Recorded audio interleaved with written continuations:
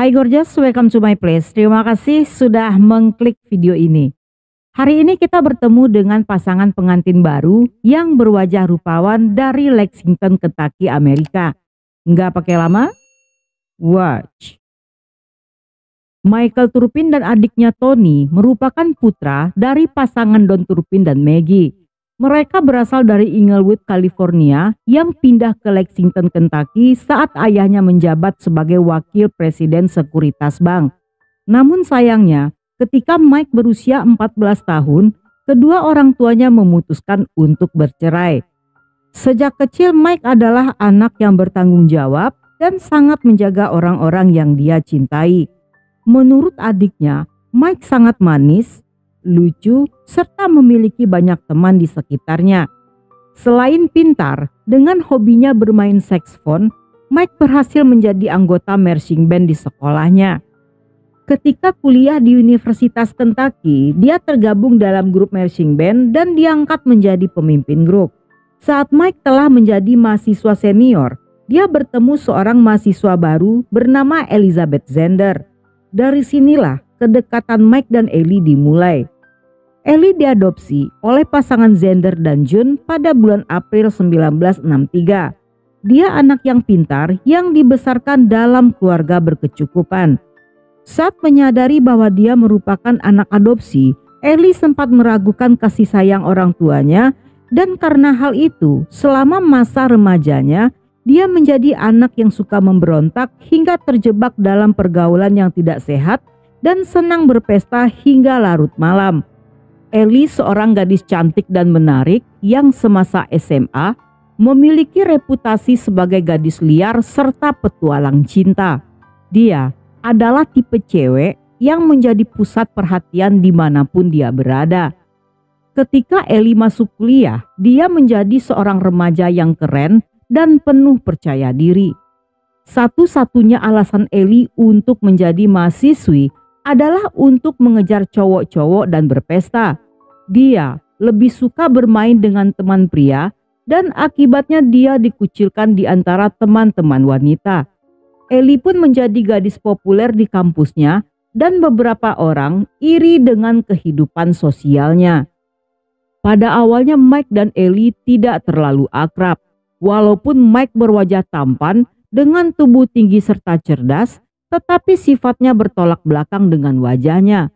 Dia sangat pemalu terhadap para gadis-gadis di kampus. Ketika Ellie yang populer dengan banyak penggemar mendekatinya, Mike tentunya sangat senang. Ellie adalah gadis dengan kombinasi sifat berbahaya dan telah memiliki jam terbang tinggi dalam semua petualangan asmara yang belum pernah Mike rasakan. Hal ini membuat Mike merasa istimewa karena dari sekian banyak pria yang mengejarnya, Ellie justru memilih pria pendiam dan tidak populer seperti dirinya. Setelah berkencan beberapa saat, Mike membawa Ellie untuk berkenalan dengan orang tuanya. Dalam pertemuan pertama ini, Don dan Maggie segera menyadari jika Ellie bukanlah gadis yang tepat untuk Mike. Bukan karena tampilan Ellie atau gaya rambut landaknya yang sedang menjadi tren di masa itu, tetapi kepribadiannya yang membuat mereka khawatir. Dengan cara berbicaranya yang sangat keras dan cepat, dia mendominasi seluruh percakapan mereka saat itu. Namun melihat putranya yang tergila-gila pada sang pacar, Maggie pun tidak berkomentar apa-apa. Dan tidak lama setelahnya, mereka pun bertunangan. Walaupun pemalu dan konservatif, tetapi Mike terpesona dan menyukai kepribadian Ellie yang suka mencari sensasi, dan Mike senang berada di sekitar wanita itu. Walaupun telah bertunangan, kebiasaan Ellie yang suka berpesta tidak bisa berubah. Dia bahkan beberapa kali ketahuan selingkuh. Mike pun memilih untuk putus dan meninggalkan Ellie yang sibuk dengan dunianya sendiri. Di balik gemerlapnya dunia malam setelah berpisah dengan Mike, Ellie justru tidak bahagia dan beberapa kali ingin melakukan bundir. Dia bahkan tidak sanggup tetap tinggal di kota itu dan ingin kembali ke rumah orang tuanya. Namun hal tersebut dicegah oleh orang tuanya dan untuk menenangkan Ellie, mereka pun mengunjunginya. Ketika orang tuanya menanyakan siapa teman terdekatnya, Ellie pun menelpon Mike karena dialah satu-satunya orang yang selalu berada di sisi Ellie selama ini. Tidak ingin hal itu kembali terjadi, ibu Ellie pun meminta Mike agar menjaga putrinya. Dan Mike yang merasa bersalah menyetujui permintaan tersebut. Beberapa minggu kemudian, Mike yang masih mencintai Ellie melamar gadis itu dalam sebuah makan malam romantis dan berencana menikah pada tanggal 24 Agustus 85. Sebelum pernikahan berlangsung, Mike segera menamatkan kuliahnya dan mencari pekerjaan. Sementara Ellie yang masih kuliah seperti biasa tidak bisa meninggalkan hobi lamanya. Akibatnya, kali ini dia mulai terpengaruh dan mulai memakai obras. Di hari pernikahan, Ellie yang tampak sangat cantik dalam gaun berwarna putih terlihat mabora ketika berjalan menuju altar. Setelah mereka mengucapkan janji pernikahan dengan suara keras, Ellie sempat membuat onar dan mengocehkan hal-hal yang tidak penting. Hal ini menimbulkan keheranan dari para tamu, tetapi mereka tidak terlalu mengacuhkannya. Pada awalnya kehidupan pernikahan mereka sangat menyenangkan karena Ellie adalah kekasih yang telaten dan pandai menjaga kehangatan, terutama dalam urusan happy ending. Namun ketika Mike mendapatkan pekerjaan sebagai akuntan yang membuatnya sibuk, Ellie yang tidak punya pekerjaan merasa bosan dan merasa terjebak di rumah sebagai seorang istri. Untuk menghibur diri serta melepaskan rasa stres, Ellie pun mulai melakukan hobi para istri-istri sedunia dengan cara shopping gila-gilaan. Yang hobi ini dengan cepat menguras tabungan mereka. Ketika Mike mengetahui tentang pengeluaran istrinya yang tidak masuk akal, ia pun menjadi sangat marah. Dan hubungan mereka yang tadinya sangat mesra, sekarang berubah menjadi panas akibat pertengkaran masalah keuangan. Setelah kejadian ini, Ellie memutuskan bekerja untuk mengatasi rasa bosan di rumah.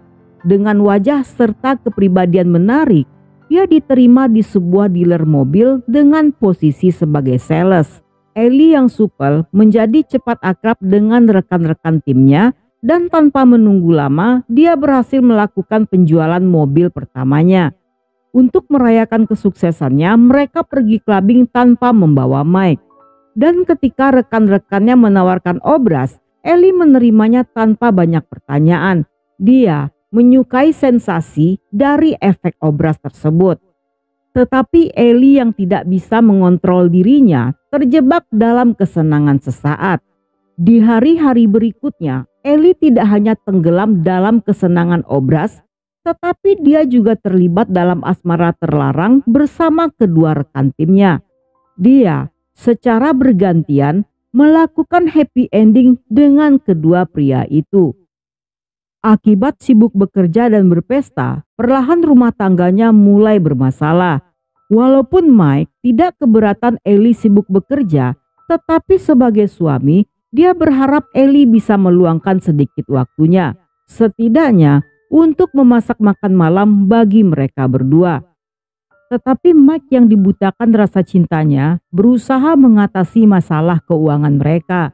Karena walaupun Ellie telah bekerja, tetapi dia sering memakai uang Mike untuk berfoya-foya. Demi membiayai istrinya, Mike bahkan mulai mencuri uang perusahaan untuk mengatasi masalah mereka. Dan di hari-hari berikutnya, Mike mencuri lebih banyak lagi hingga berjumlah ribuan dolar. Dia terjebak dalam kecintaannya pada sang istri yang egois. Ellie yang tidak mau merubah gaya hidupnya karena kesal mulai menjelek-jelekan Mike pada June dan Maggie. Dia membuat Mike terlihat seperti suami jahat yang suka melakukan KDRT, menyiksa hewan peliharaan mereka, dan memiliki pekerjaan sampingan sebagai penjual obras. Di saat sang suami sedang berada di titik terendah kehidupannya, Ellie berkenalan dengan seorang mekanik di tempatnya bekerja bernama Karen Brown yang memiliki pekerjaan sampingan sebagai bandar obras. Karen adalah seorang lesbiola dan ketika Ellie yang cantik membeli obras, tentunya Karen menolak uang milik Ellie. Sebaliknya, Dia bahkan menawarinya secara gratis. Keakrabannya dengan Karen memperburuk hubungannya dengan Mike. Namun alih-alih memperbaiki hubungan mereka, Ellie justru menghabiskan lebih banyak waktu bersama wanita itu. Hingga pada satu malam, Karen melakukan cumi-cumi pada Ellie saat mereka sedang menari di atas panggung sebuah pesta. Walaupun Ellie terkejut, tetapi dia tidak menolaknya dan membiarkan Karen melakukan apapun yang dia mau. Dengan kedekatan mereka, seolah mendapatkan tempat pelampiasan baru, Ellie lebih sering berada di apartemen Karen. Seolah mengadu domba, sambil menangis, Ellie juga menjelek-jelekan Mike pada Karen. Ellie berhasil memanipulasi Karen agar mendapatkan simpati dan bisa menikmati obras secara gratis. Dan Karen, walaupun berpenampilan seperti pria, tetapi sejatinya dia tetaplah seorang wanita berhati Hello Kitty yang tidak tahan melihat air mata. Dia ingin melindungi Ellie dan sepertinya telah jatuh cinta pada wanita itu. Mendengar Ellie sering disiksa, Karen pun menyuruh Ellie untuk bercerai. Tetapi Ellie menolak saran itu dengan beralasan bahwa dia baru 5 bulan menikah dan ekonominya cukup stabil dengan Mike. Walaupun menolak ketika disuruh berpisah, namun setiap kali di pesta, Ellie selalu menjelek-jelekan Mike pada teman-temannya. Dia mengatakan jika Mike bergabung dalam sebuah kelompok mafia penjual obras bernama The Family. Menurutnya, Mike jarang muncul di pesta bersama Ellie karena takut dikenali oleh mafia lain yang sedang mengejarnya. Ellie juga berbohong bahwa dia tidak akan lama lagi tinggal di kota itu karena ingin menghindari mafia yang sedang mengejar suaminya. Namun, dia mengatakan hanya akan pergi bersama Karen tanpa membawa Mike. Di tanggal 3 Februari 86 pada jam 11.30 siang, polisi menerima panggilan yang melaporkan orang hilang. Namun, sesaat setelah tiba di lokasi, mereka menemukan hal-hal yang lebih dari sekedar kasus orang hilang. Saat Ellie pulang, dia menemukan rumah dalam keadaan berantakan dan darah berserakan di mana-mana. Dia tidak menemukan Mike di rumah dan karena merasa takut, Ellie pergi ke rumah tetangga untuk menelpon 911. Polisi yang tiba di lokasi melihat banyak kejanggalan pada TKP. Dan ketika mereka berbicara pada Maggie yang saat itu telah berada di sana, mereka mendapatkan banyak pertanyaan dari wanita itu. Maggie menanyakan apakah polisi mengetahui jika Mike menjual obras atau apakah Mike suka clubbing dan bergabung sebagai anggota mafia, serta masih banyak pertanyaan-pertanyaan aneh lainnya. Tentunya polisi merasa heran dan balik bertanya dari mana Maggie mendengar hal tersebut. Namun, Maggie mengatakan dia mendengar semuanya dari Ellie yang saat itu alih-alih menemani ibu mertuanya, tapi justru hanya berdiri sambil mengintip dari balik pintu. Sang detektif yang melihat hal ini sebagai pertanda yang mencurigakan, mulai mencurigai jika kejadian ini dilakukan oleh orang yang mengenal Mike. Mereka pun meminta Maggie untuk memeriksa apakah Mike memiliki asuransi atas namanya.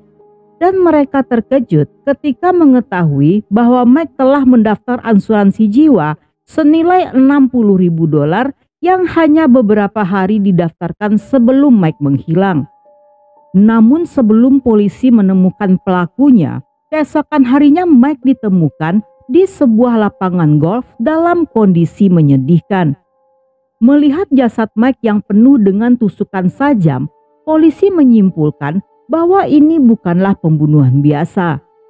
Polisi pun menjalani penyelidikan dan menginterogasi Ellie sebagai orang terdekat Mike.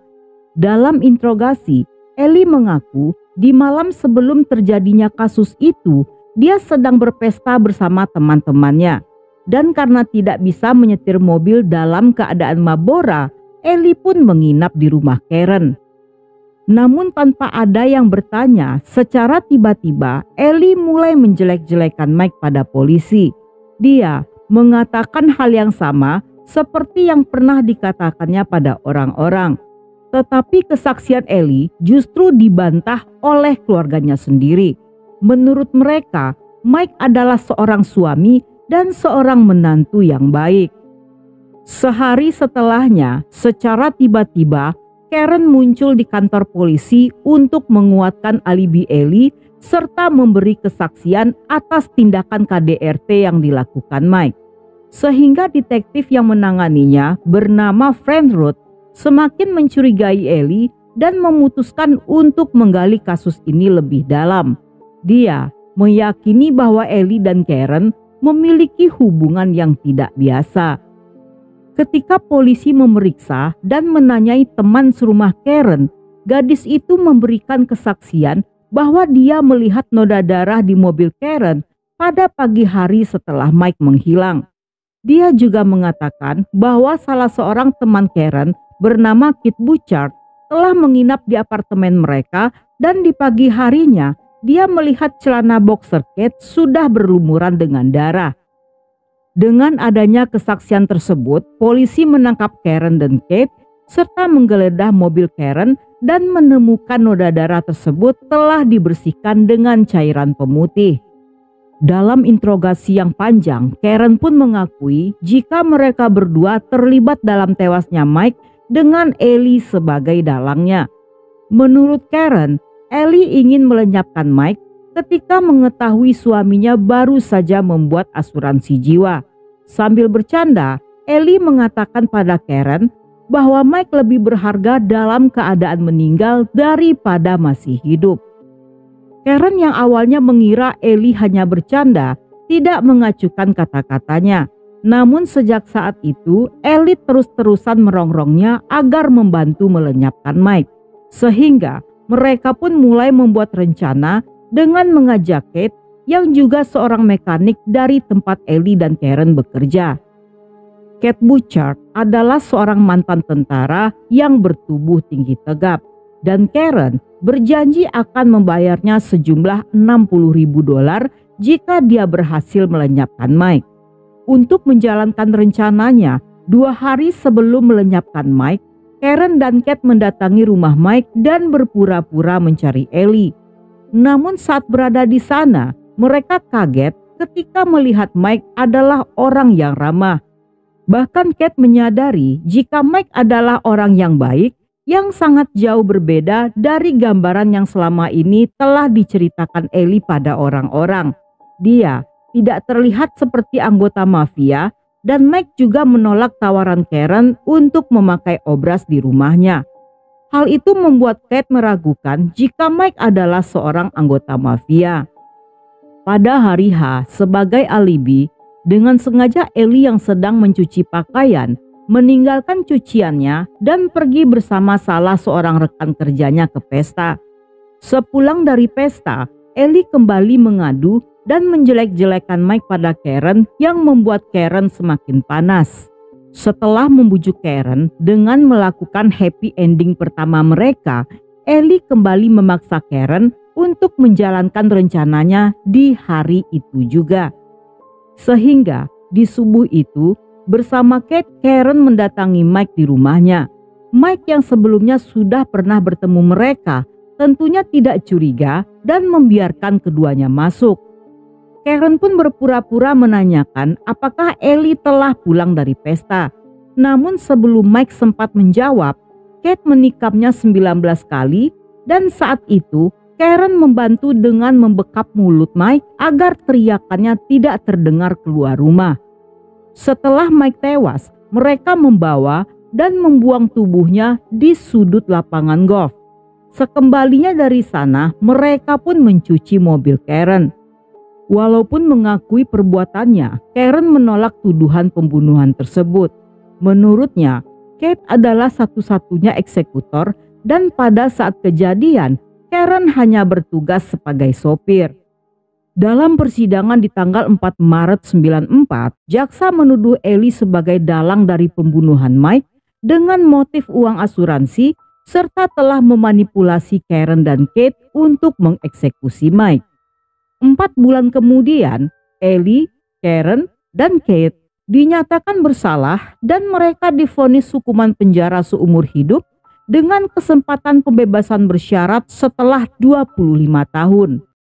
Di tahun 2020, ketika mereka bertiga mengajukan pembebasan bersyarat, pengadilan menolak permintaan tersebut dan hingga saat ini mereka masih berada di penjara. Dan sampai di sini dulu cerita kita kali ini. Semoga kalian suka dengan ceritanya. Jangan lupa subscribe, like, komen, dan share sebanyak-banyaknya ke media sosial kalian. Dan buat kalian yang masih betah hingga akhir, thank you, love you, have a nice day, and then see ya.